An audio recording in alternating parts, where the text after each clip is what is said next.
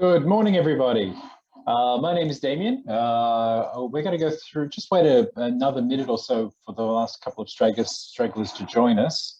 And then we're going to talk about the metaverse and whatever that is. So just give us a sec. If you haven't got a water or coffee, please grab one. We'll be starting very soon.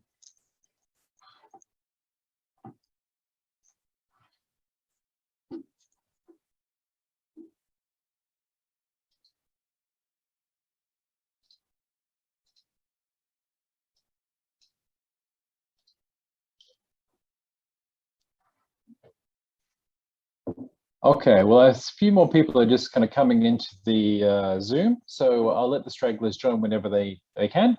And why don't I get started? So welcome to the NUS Open House. My name's Damian Cummings. I'm from the Institute of System Science, or ISS as we call it. And I'm going to talk today for roughly 45 minutes to an hour about the idea of metaverse and how you might actually need to get ready for that during your coursework at NUS and, of course, into your future careers. So let me do some introductions. So as I said, my name is Damian. I'm the Chief of Digital Strategy and Leadership at the Institute of System Science at NUS. I've spent close to 30 years as a digital transformation practitioner. In my current job, I've started last year at NUS ISS. Prior to that, I was the CEO of a technology company. We were doing blockchain, we launched a couple of cryptocurrencies, but our primary business was about HR technology, using data to actually manage people better. Before that, I was also on the corporate side. I used to be the global head of digital at Standard Chartered. I was the chief marketing officer at Philips. I was the regional marketing director at Samsung, and have also held mostly senior digital positions at places like Dell, Coca-Cola, and I started out many years ago at McKinsey & Company. So I've spent my whole career looking at digital, looking at the aspects of new technology, and being somewhat of a futurist, looking ahead to see what's going to impact us now and how we need to prepare for it. As I said, I work at a part of NUS called ISS. It's the NUS Institute of System Science. Now, we're, I guess, similar in some ways to what you see with NUS Business School, and also similar to School of Computing. With the key difference is, well, both of those faculties really either talk about business-related or IT-related issues. They're coming from an academic point of view. They also tend to focus more on the undergraduate side. Whereas ISS, we started 40 years ago, but with a remit for practitioners to teach other practitioners. We bring together people from the industry who've been there and done it, and we actually kind of give back in terms of graduate and executive education certificates. So we have a series of master's programs, so usually a master's of technology, and we also do work with over 700 businesses across Singapore and Asia on the executive education side. Our focus is the intersection of business and technology. We focus on IT, technology, and what my focus area is on digital transformation. Our courseware includes software development, data science, AI, cybersecurity, smart health, digital government, and digital innovation. Again, a little bit more about ISS. Our vision is to enable a digital economy that's always learning and always leading. Our mission is to develop digital talent through our education, our applied research frameworks, and so on. And we also provide consulting and career services as well. So even if you're not ready to start your education journey with ISS at this stage, keep us in mind. We're the ones at the cutting edge of digital transformation, and we're the ones actually trying to push Singapore and Asian industry forward in the digital economy.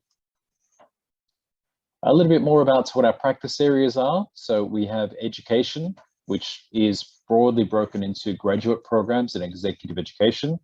We do applied research, which is really frameworks, work with the industry, work with big digital and tech companies. And we also do consulting. So each of our lecturers is also a consultant. So we tend to actually work with industry leaders to talk about the latest and greatest in the tech world. For example, one of my favorite topics at the moment is the metaverse, and that's what I'm going to be talking through today. As part of my remit, I lead the Masters of Technology and Digital Leadership as part of our graduate program, and I do a lot of executive education as well. So I see it really upfront about what potential employers are looking at, how they look at digital, how they look at things like the metaverse, and how that applies to future digital leaders. So what I'm going to go through today is 5 key areas. I want to start with one of my favorite movies, The Matrix, and talk about, are you going to take the blue or red pill? And what is the metaverse?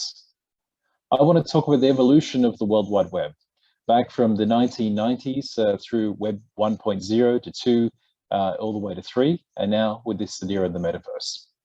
I want to spend a few minutes just talking about, why Facebook and Mark Zuckerberg wanted to become Meta and why they've actually championed this idea of the metaverse. I really want to talk a little bit more about the challenges and opportunities and how the metaverse is going to change the world forever. And finally, I'll give you some hints on how you can get prepared for it. Is it real? Is it something you need to actually get some education in? How can you set yourself up for success over the next 5, 10, 20 years as the metaverse starts creeping in and changing the world? So as I do this, what I want to do is make sure, I'll do a proper slide share now. So I want to play sound. Okay, good. So just a little prep here. This is your last chance. After this, there is no turning back. You take the blue pill. The story ends. You wake up in your bed and believe whatever you want to believe. You take the red pill. You stay in Wonderland. And I show you how deep the rabbit hole goes.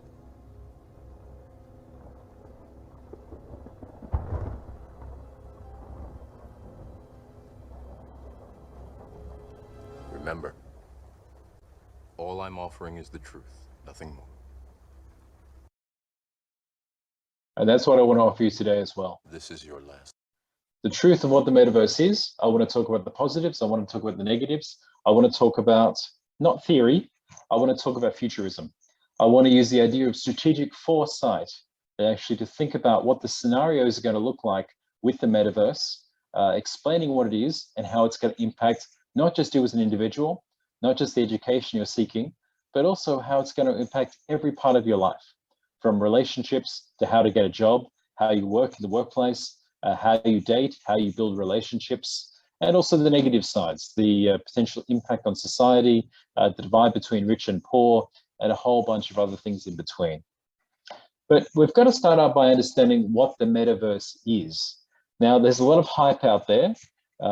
It seems like there's a lot of bad actors in the cryptocurrency, NFT space that are claiming the metaverse is their own.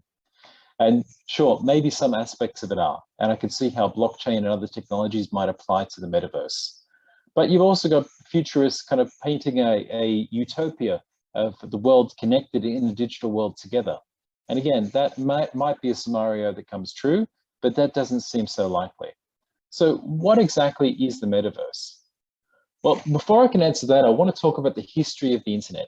Again, without kind of getting too deep into this, we've actually gone through going through three phases of evolution right now with our access to the net. For those of you old enough to remember, I'm sure there's not many on this call, we had Web 1.0. Think about that, anywhere from the late 80s into the 1990s. We had the original dot-com boom in around about 1997, 98, that led us up to the early 2000s of Web 1.0. Then we're currently living in a Web 2.0 world. The Web 2.0 world is all the applications we have at the moment, everything that sits on your smartphone, the power of e-commerce, the power of data being shared by aspects like APIs and so on. But over the past 3 or 4 years, this idea of Web 3.0 has actually popped up. Now, Web 3.0 is the idea of a decentralized web. That's given rise to blockchain technology, Bitcoin, Ethereum, other cryptocurrencies out there. It's also led to new innovations such as NFTs. It's also led to DAOs as well. So the idea that there's a decentralized web that doesn't have a central author, it doesn't have a big company like a Google looking after it or monitoring it. But none of that is metaverse. But really, each of these paved the way for what the next generation of the metaverse is going to look like. And let me just spend a little bit of time just describing each of these different phases of the internet and the web. Web 1.0. Yahoo was a dominant force in the internet. Back in the day, it actually took a business model around classifieds. So things like SG Carmart, things like Carousel, were all pioneered as this concept by Yahoo. They were the ultimate directory. It allowed you to actually quickly access information, and they coined the term web portal. And other kind of platforms actually followed suit. It was the beginning of the internet. It was very organizational focused. Everyone was trying to get a website up and running, basically shouting at the world, this is me, this is my website, here's who I am. It was a very static internet, and that's the defining feature. It was read-only. So brochure-like websites and web portals were the defining features of Web 1.0. Web 2.0 is probably the least understood, but it's where we are now. So it's a current World Wide Web. The defining attribute of the Web 2.0 world is we've gone from static to a contributor web. What I mean by that is you can like, you can share, you can comment, you can go to forums. It's community and socially focused. Whereas Web 1.0 is about your reading experience, Web 2.0 is about your interactive experience with other people across other parts of the world. So social media is probably the most successful part of Web 2.0, along with elements like e-commerce, and on a technical side, APIs that allow different data sets and different companies to talk to each other, allowing for interconnectivity. Now, the last couple of years, the idea of Web 3 or Web 3.0 has popped up. Web 3.0, its defining feature is it's decentralized. So what that means is it's not owned by Facebook or Google or one of the other big technology companies. It's not a standard set by Microsoft or Amazon Web Services. It's decentralized. It actually sits on all of our computers, our laptops, or our phones. And anyone actually can act as an equal voice across the decentralized web. It's also blockchain enabled. So blockchain is the standard technology. You can argue whether you want to invest in Bitcoin or other cryptocurrencies. That's not blockchain. Blockchain is really the protocol for a distributed ledger. The idea that different blocks add up together so you can get a transparent view of every transaction that's happened on that different technology. Also, it's the idea of open source. So you don't pay a service fee, you don't pay a license fee for blockchain or to use a decentralized web. It should be trustless because you don't need to trust anybody. Right now, we need to trust corporations. So if I put my credit card down to pay for a license of Microsoft Office, I need to trust them that they're going to deliver on that. In a Web 3.0 world, there is no such thing as trust because it's not required. You also don't require other people's permissions because the rules are set at the very beginning. Again, the use cases of the Web 3.0 world are cryptocurrency, Bitcoin, Ethereum, Shiba Inu, etc. There's NFTs, non-fungible tokens. So again, that's a hot topic at the moment, and DAOs. We're also seeing that Web 3.0 is really empowered by AI, data, and Internet of Things. As the web becomes decentralized, it becomes ubiquitous, it becomes everywhere.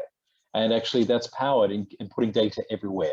And that's going to be empowered increasingly by AI and algorithms. So again, everything I've described so far doesn't feel like a metaverse. And again, my note of caution here is there's a lot of people out there claiming a Web3 or NFTs or crypto is part of a metaverse. And again, I think it's important to describe that's not the real thing. It's just a bit of smoke and mirrors that people are putting out there. And I think that's a bit misleading.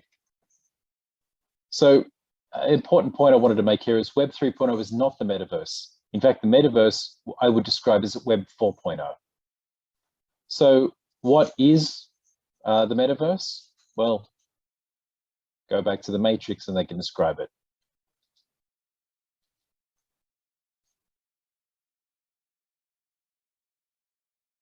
This is the construct. It's our loading program.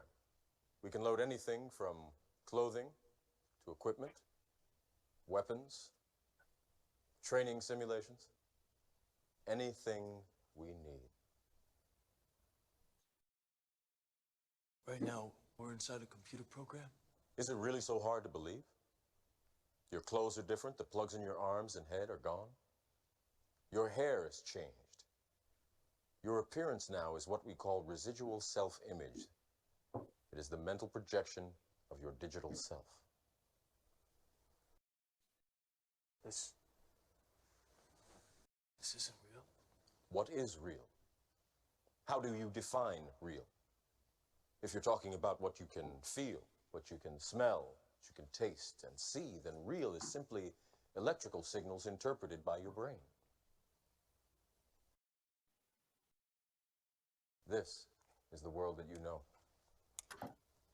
The world as it was at the end of the 20th century. It exists now only as part of a neural interactive simulation that we call the Matrix.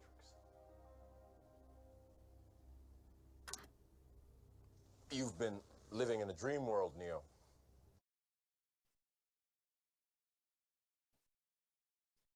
So the metaverse is the Matrix. Now, of course, substitute that with ideas like a Steven Spielberg's Ready Player One movie. It could also be anime such as Sword Art Online. The idea of actually going into a virtual world. But the defining attribute of a metaverse is it's the experience web. It's an experience you are in, not that you see. So when there are kind of players out there that say, hey, please buy some of our decentralized land, you can see a little avatar walking across the screen. You're still in Web 2.0 or Web 3.0. Anything you look at is old technology. The metaverse and the fundamental attribute of it is that you're inside it. Right now, you can actually say, touch it or see it and hear it, but eventually you will have a full immersive experience where you'll have touch, taste, smell, sight, and sound all available to you. Now, again, right now it's clunky. You've got cartoonish avatars. You've got people kind of seeing each other through using Oculus or other VR technology. You've got to wear some sort of clunky suit to feel anything using haptic feedback and so on. But again, the real idea behind the metaverse is not that it's about related to cryptocurrency or NFTs or anything like that, though it could be in the future. But the reality is you've got to be inside it. It's a bit like the Matrix, although it's going to take us a long time to get to that kind of experience. It's probably more like Sword Art Online, or it's probably a bit like the Ready Player One experience. So if you can see it, it's Web 2.0 or 3. If you can experience it, it's the metaverse. Metaverse is the Matrix or an equivalent, but it's also very important to understand we're only at the beginning of this. And you might be asking yourself, well, why is that relevant? Why do I care about something that's going to be years away? Well, the reality is the education you need now, the players that are getting set up for this are going to be the ones on top of a $1 trillion industry.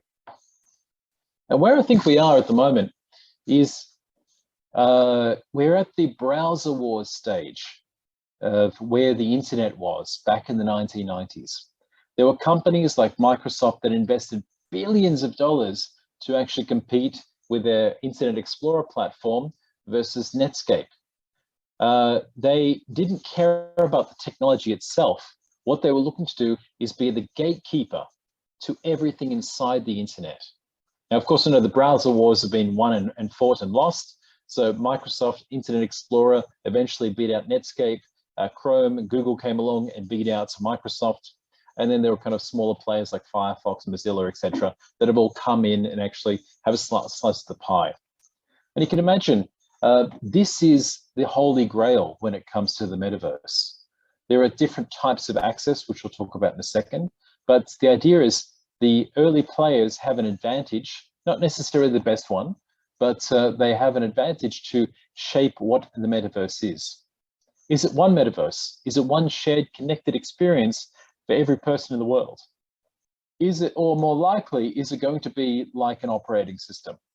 So Google already has Android, so Android Metaverse could come up. Microsoft, Windows Metaverse. It could be Apple actually has a Metaverse as well. All those players could have a unique proprietary technology that could power their metaverse. Or an equally likely scenario is the metaverse becomes decentralized. With massive processing power needed, it could be a challenge. But the idea is it becomes an extension of Web 3.0, where the metaverse is one or several protocols that anybody can access anywhere without being one central authority, such as an Apple or a Google behind it. And the question I often get asked is, why did Facebook become Meta? Why did they actually put a big bet on this idea of the metaverse? Well, there's two reasons. So number one, they're actually trying to get away from the social privacy and data issues on their social networks. The reality is they're facing so much scrutiny around the world. They're currently threatening to pull out of Europe because of data processing. They get a very bad rap around the use of the advertising data they're using to target you. And we all know if you're standing next to a phone and you mention a brand name, the next kind of week you're going to get ads from that particular platform around that thing you've just mentioned. I know if I mention I want to drink a Coca-Cola, the next 7 days are going to be kind of red ads about drinking a Coke and having fun and living life and all those things that kind of Coca-Cola brings together. So look, Facebook have got obviously in many ways a well-deserved bad reputation, but actually this kind of move to the Meta, being called Meta, a big part of that is actually a bit of a smoke and mirrors. It's a PR exercise to move away and signal intent away from actually using your data to monetize you as a product into something else. But actually the second part is strategic, which is the idea of a long-term intent to own access and key content around the metaverse.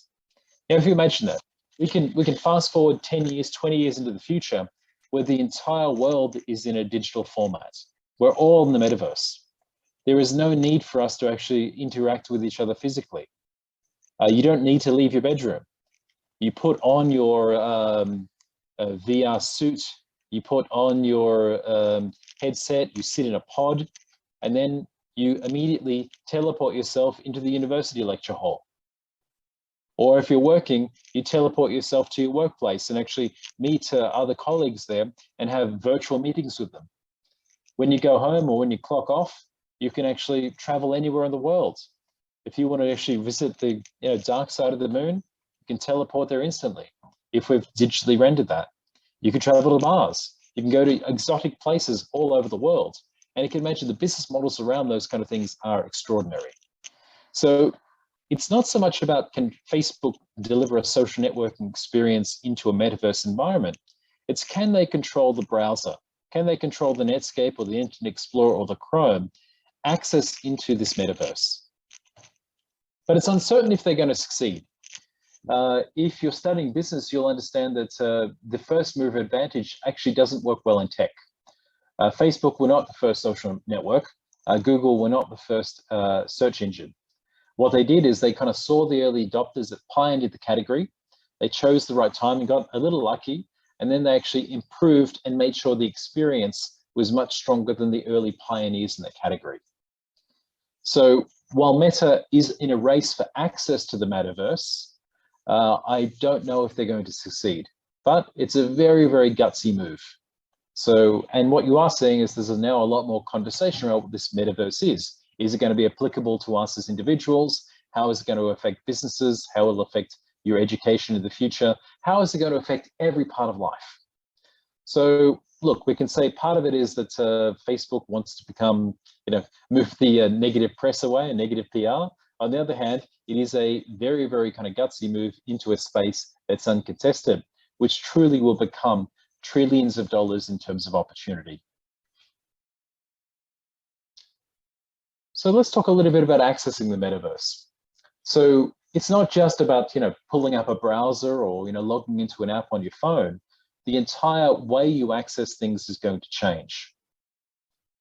So currently, the way to access a version of the metaverse is via VR or augmented reality. But we also know it's a very poor experience. It's only sight and sound so far. Taste, touch, and smell are definitely coming. And I guess the easiest one to look at is the idea of touch. Moving from gaming platforms like Xbox and PlayStation, using haptic touch and haptic feedback is the way that's going to happen.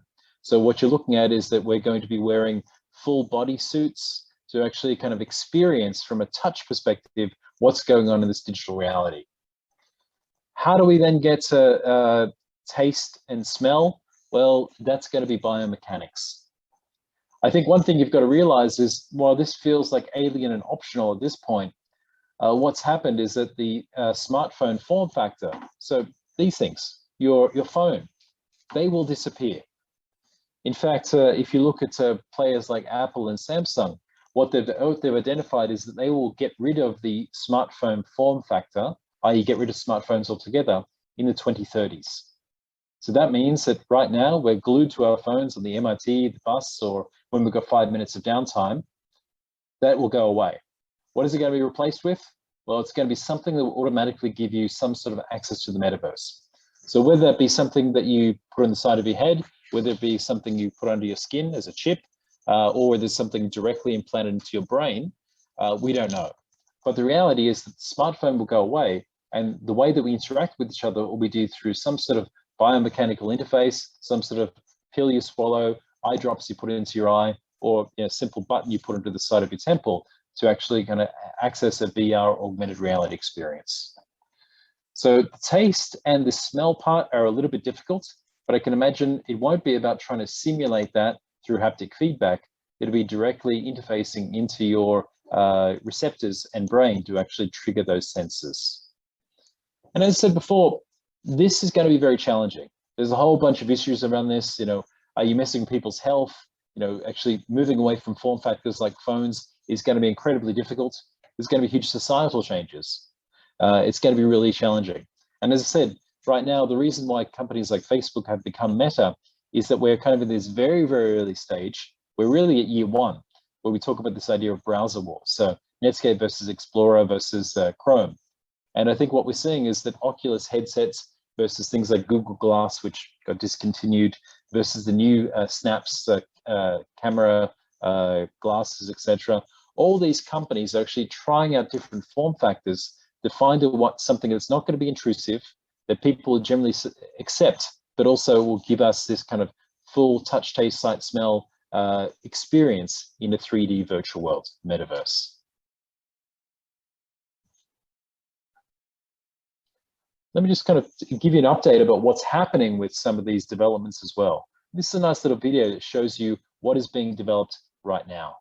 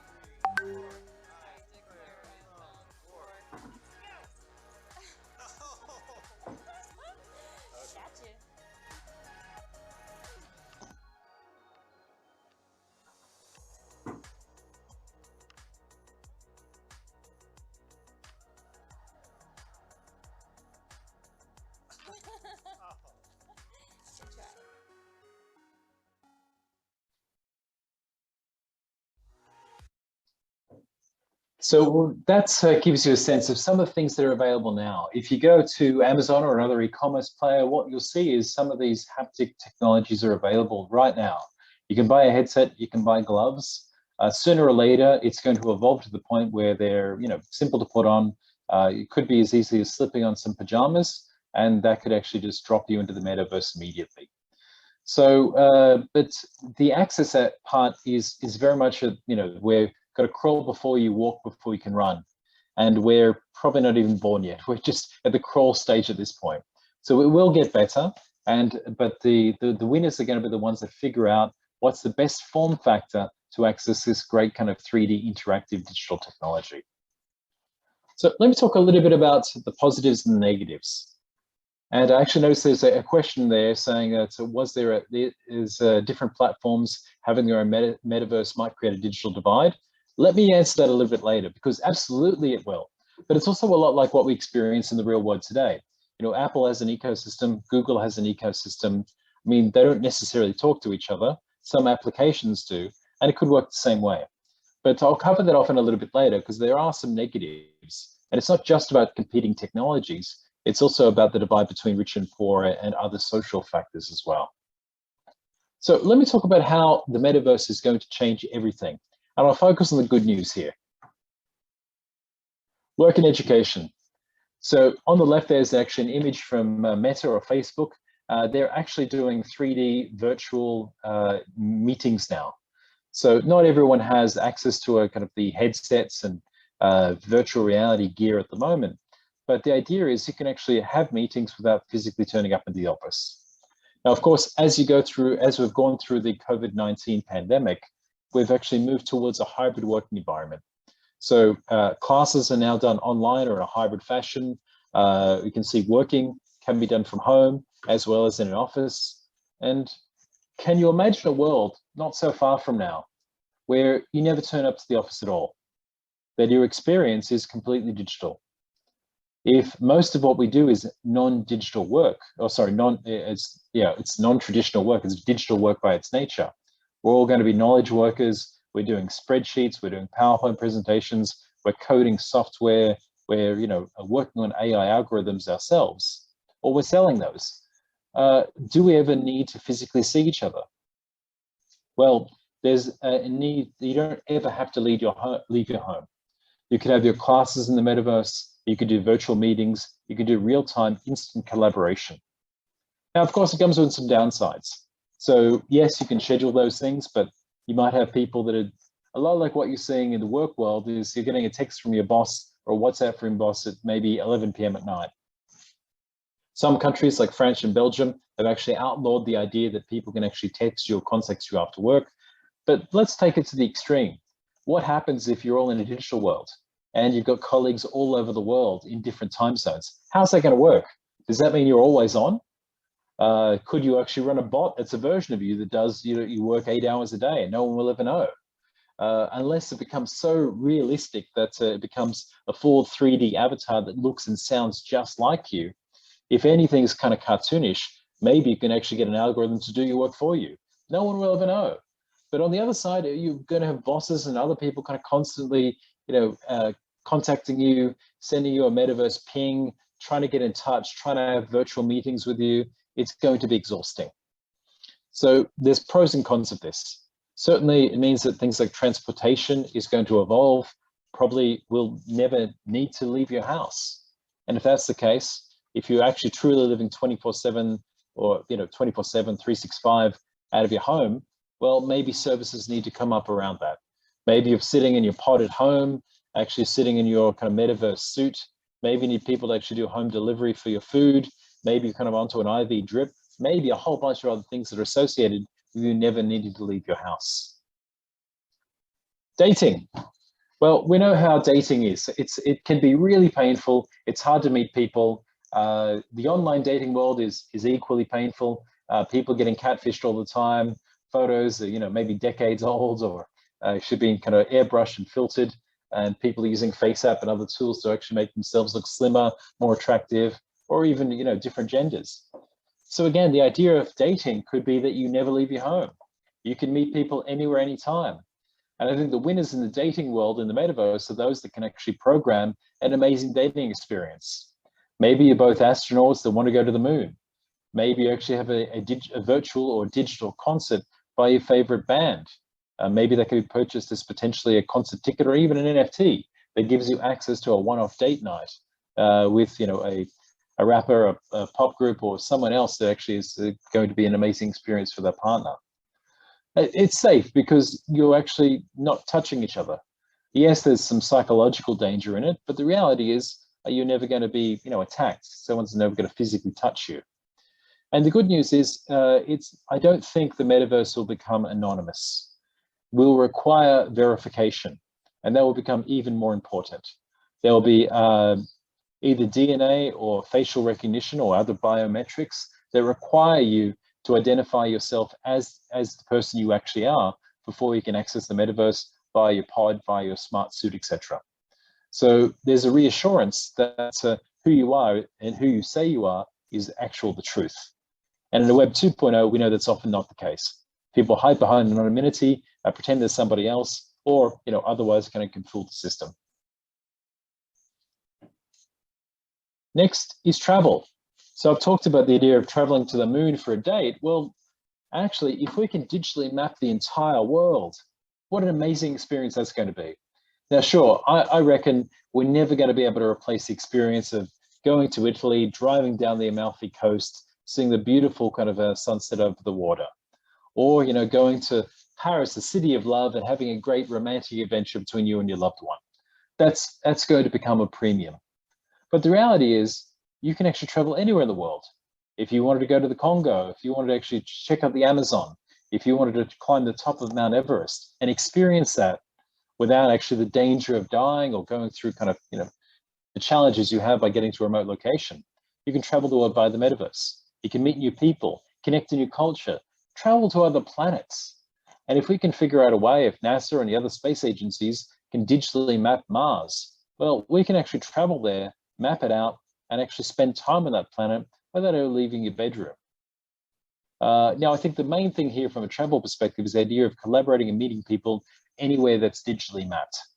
And if you're in a business, if you can actually be the digital mapper, you have a $1 billion opportunity because the content side of that is going to be significant. Entertainment. Gaming will become immersive. In fact, movies will become immersive as well. Think about this. At the moment, you have to see a movie, but again, one of the key features of the metaverse is you're in it. So yes, you'll be actually standing right next to Leonardo DiCaprio, having your own lines of dialogue with Leo the bot. So he could be a real person, he could be a bot, it could be a pre-programmed script, but you would become an actor in that script. You could become your own action hero. You could actually be the romantic lead. You could be the comedy star. Movies will become much more interactive. We will see the death of traditional film. We will see the change we're seeing from gaming into immersive gaming. So on the left there is actually a still from a movie called Ready Player One. If you haven't seen it, it gives you a good indication of what a gaming world might actually look like. But I think the idea of games and movies merging together into one form of mega entertainment will be a powerful idea. So traditional movies will become niche, traditional gaming will become fun. What we'll see is deep interactive experiences where you are part of the game, where you are part of the movie, and it'll be kind of pretty crazy. But of course, there's going to be some challenges with addiction and loss of motivation to re-enter the real world. I mean, if you've gone to work, yes, I've got to earn some credits or some money or whatever the global currency will be at that point. Got to earn some crypto to get by. Well, what do I need to do next? Well, if I've got some 8 hours, 12 hours of downtime, I just want to spend all my time actually playing that game or in that movie in a super immersive environment. The experience will be the same as my work experience. We're not going to see the levels of distinction we have between physically going to class or physically going into the office versus going home and turning on the Xbox and playing with friends. It will just be the same thing. So the experience you have with classmates at a lecture versus going into a meeting with 7 people is going to be exactly the same experience starting up a game with 20 other kind of competitors, or being in a movie with very Hollywood A-listers. It's going to blur the boundaries between work, play, fun, life, real world, digital world, and it will be very addictive. And I think we're going to see a lot of loss of motivation between people wanting to play these games or being in interactive entertainment versus what we're going to see coming back into the real world. There are some negatives as well, and I've touched on some of those, but there are some negatives here too. So there's going to be a rich versus poor divide. Initially, the access to the metaverse is going to become very expensive. Haptic suits, pods, even subscription access to one or more metaverses will become expensive. That means we're going to have a divide around the world between the rich and the poor. Countries like Singapore will become a metaverse first country. Markets like Africa at the moment that are struggling with subsistence and survival will not. We're going to see a huge gap between the very rich and the very poor. Every movie, game, interactive experience will cost you money. And this divide might never be bridged. We're going to see huge divisions between the 1%ers and the rest. And actually the big division in the future is going to be, are you in the metaverse or not? What's your digital avatar? What's your kind of private key? What attributes do you have around your in-app or in-metaverse character? Have you leveled up? Are you wearing the right suits? Do you have all these kind of digital content? Do you have the right NFTs associated with you as a person? So it's going to be tough, and it's going to be a play-to-win world. And I don't believe that it's going to be a net neutral world. And going back to the question before, our history dictates that competitive forces will mean that there are going to be multiple metaverses. I think we'll generally agree on a protocol, like we did for the internet and the World Wide Web, HTTP, etc. And now what we're seeing with Web3, with different protocols being aligned around data, around DAOs, around different blockchain protocols, etc. So what is that going to mean? Well, I think we're going to have a base level of infrastructure metaverse, and then we're going to see private companies build on top. Now, the question is going to be, are they going to allow you to move from one metaverse, the Googleverse, into the Facebookverse, into the Appleverse? So can you move between them? Probably. So there'll be consumer demand that you can actually take yourself, your character, the clothes that you wear, the vehicle that you've purchased, all the credits you've spent on yourself for upgrades, etc. You want to move that from one metaverse to the other. Games, movies, interactive experiences might be their own microverses. So we're going to see different types, and no one can predict what scenario is going to play out. I just think we can't think of the metaverse as one thing, but generally if it's an infrastructure layer, there'll be different types of metaverses that pop up. But again, each of them will have their own divides. You can imagine Google's going to want a subscription, Facebook will want a subscription, Apple want a subscription. Then there might be a kind of underpinning subscription that governments actually might put in forms of taxes or just access rights. But it's going to be a tough world to live in. And you're going to have to actually play the game well to have enough money to be in the metaverse for long periods of time. There's going to be new types of crime. Now, what's a crime in the metaverse? So can you be digitally assaulted? So there was a recent case actually of a woman who was using Facebook's early metaverse, and she said she was groped by a number of people in the metaverse. Now, of course, that wasn't a physically being molested or groped, but she was actually left, psychologically traumatized. And she wanted to know whether she could sue those people, find out those details and so on. But it raises the ethical question of, well, what is a crime in the metaverse? So if I say bad words to somebody, does that mean it's a crime? Probably not. So what if I murder somebody else in the metaverse? No actual murder is committed, but what if you can feel it? So, if you go around stabbing people in the metaverse, I mean, is that a crime? Is that as serious as stabbing someone in the real world? Well, I don't think we're ever going to have a setting where you can truly be injured or killed, but I imagine we'll probably dial up haptic pleasure centers, and we'll probably also have a muted version of digital pain centers. Could you imagine being in a metaverse shooting game when you're fighting each other and actually feel the pain of the bullets hitting you? You'd never want that to be 100%, otherwise you wouldn't survive. But maybe 1% of the pain might be useful. And you can imagine, well, let's imagine someone actually is a rogue actor. They're a bad player out there. You get stabbed, or people going out there and actually wanting to hurt other people. Do you have control over that? Well, there should be safety switches and so on. But again, what kind of behavior is tolerated? So we know that's going to be a huge area, gray area that needs to be resolved very quickly. But, there are going to be metaversal crimes, so digital theft of avatars. And if I've actually saved up for a month to actually get this, amazing new kind of metaverse car, what happens if someone steals it? I mean, is it the same as real world theft? Of course it has to be. There's actual, currency or cryptocurrency or fiat, or whatever that may be, you've actually spent in actually acquiring those assets.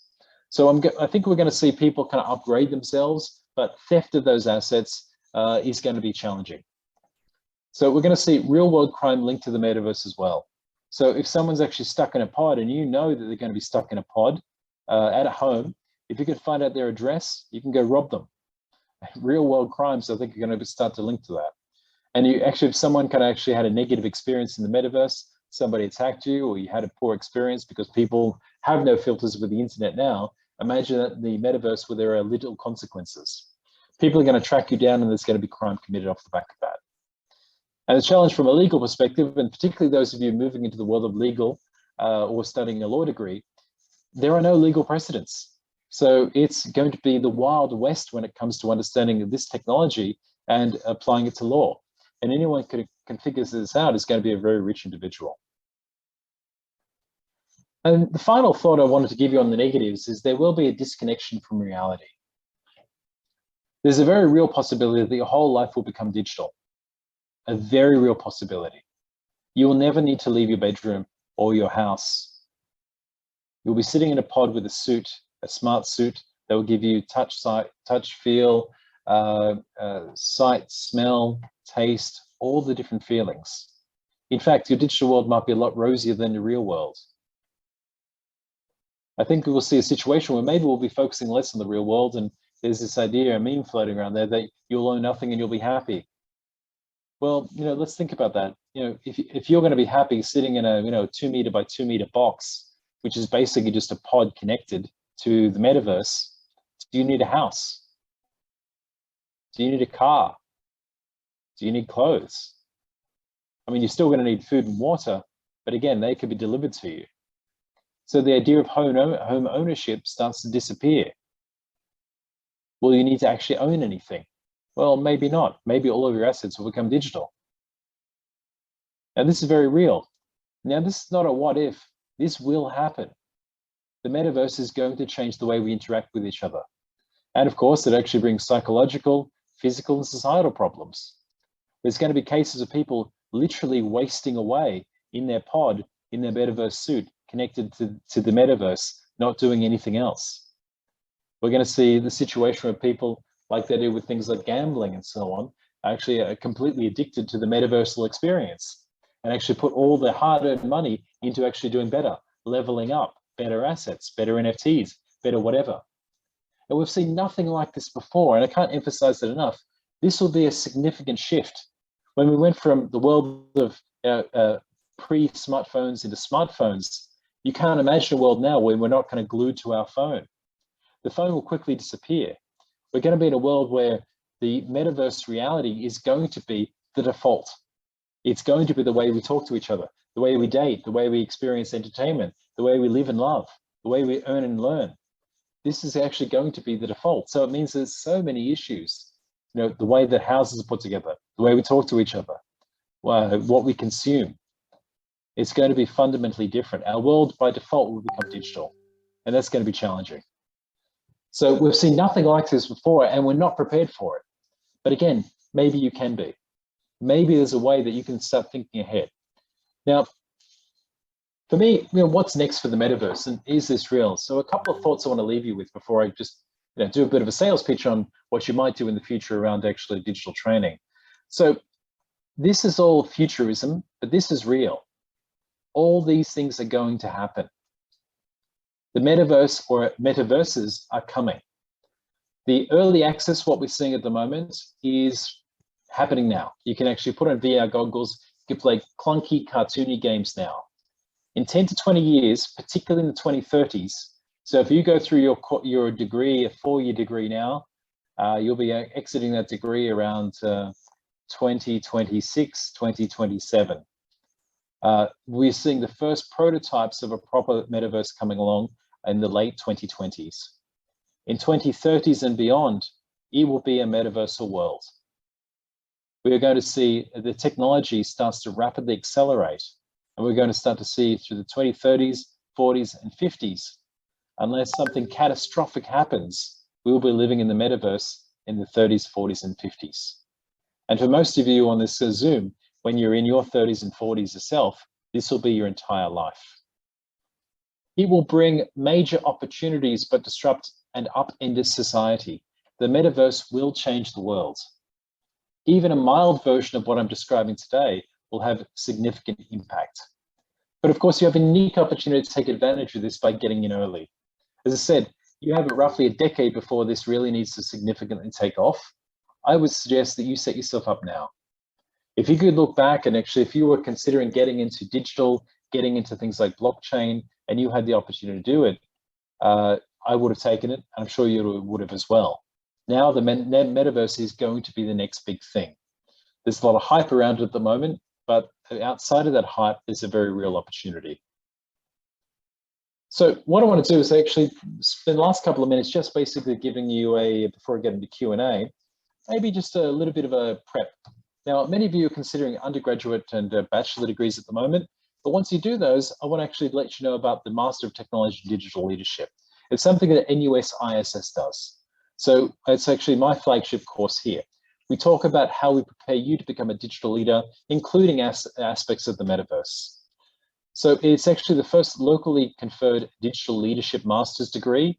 It actually is the best digital leadership degree in the world, as far as I'm concerned.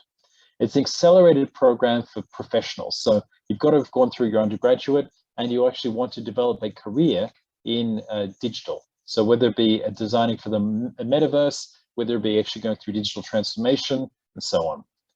And it's taught by practitioners. This will not be a theoretical degree by someone with a PhD. This will be by people coming out of companies like Google, Facebook, who've actually done 10, 20, 30 years of experience in this space.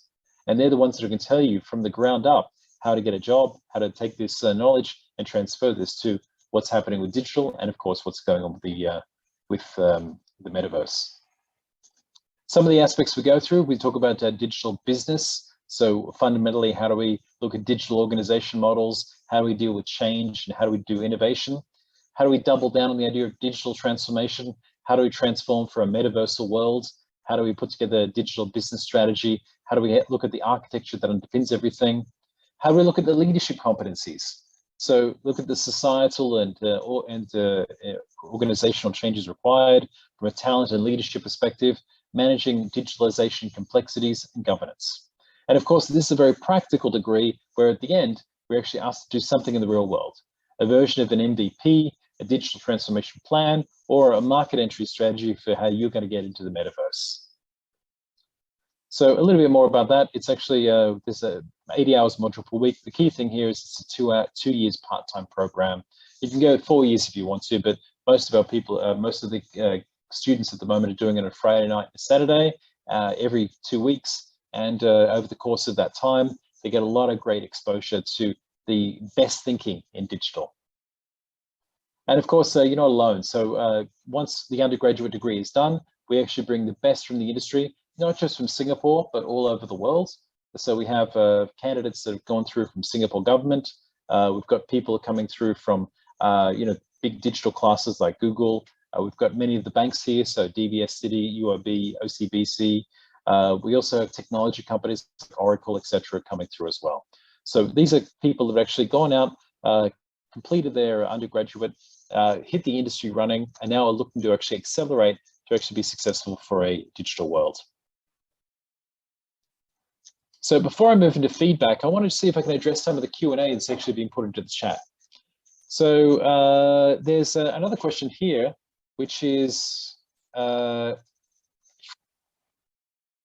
terms of scale and the larger demography, would this be restricted to certain classes in the first phase, or could it be disseminated to everyone?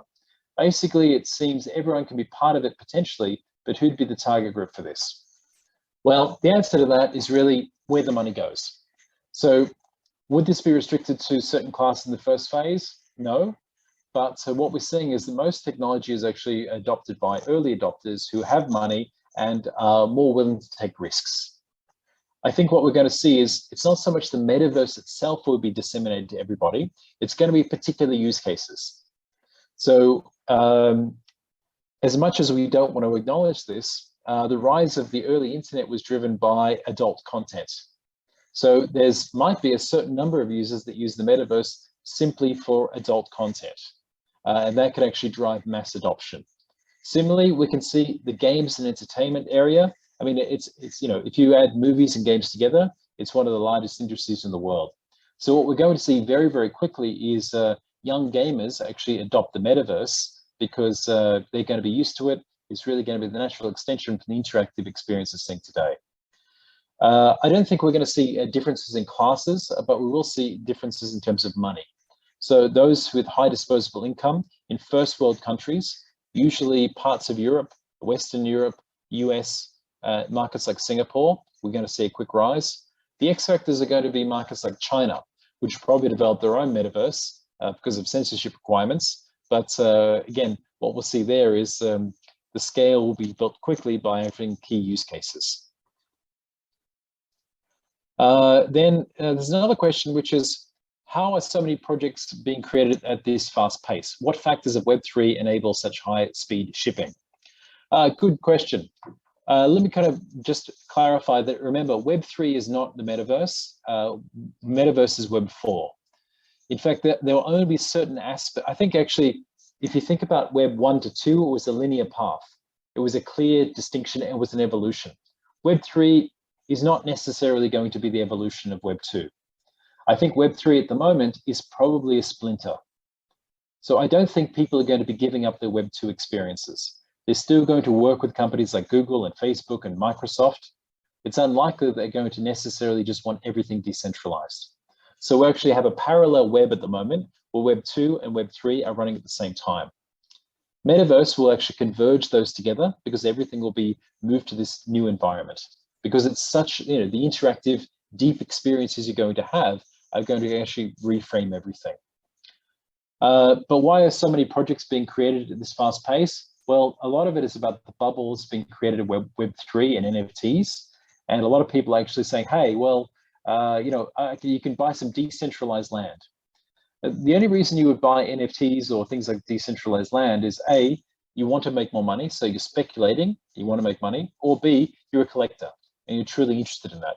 But I don't think there's been a lot of collectability so far. We're still mainly in the gambling phase of a lot of these projects. But again, my note of warning is that please don't confuse the idea of Web3 with the metaverse. The metaverse is something you're in. Web3 is something you look at. So all these new projects, I think, are trials of something that might come to pass. The reality is none of them actually are necessarily going to shape what the picture I painted for you. The metaverse will be something entirely different. Another question, which is, are there subsidies from Skills Future or other fund scholarships? So if you're looking for postgraduate support from NUS ISS, at the moment, Skills Future doesn't fund the Masters of Technology programs, but there are ISS funds and scholarships available. Please reach out to the NUS kind of admissions center and they can help you with that. But remember, it's definitely it's all postgraduate content. So we're looking for people who've actually got a little bit of industry experience, have gone through their undergrad. One more question, which is, isn't the hype and environment similar to .com bust of 2000? A lot of funding going into Web3 projects, but only some will survive. Yes, you're 100% right. I actually lived through the original .com boom of up to about 2000, 2001. And I lost the company. I was in that space, actually doing websites and building technology for people. It's exactly the same. Remember, there's two things. Startups, 90% fail within 3 years. Number two, all businesses have an average lifespan of 28 years. That's it. Doesn't matter whether you're IBM or Google or Coca-Cola. Most companies either get bought out, go out of business, or fundamentally the environment changes, and they don't usually survive more than 28 years.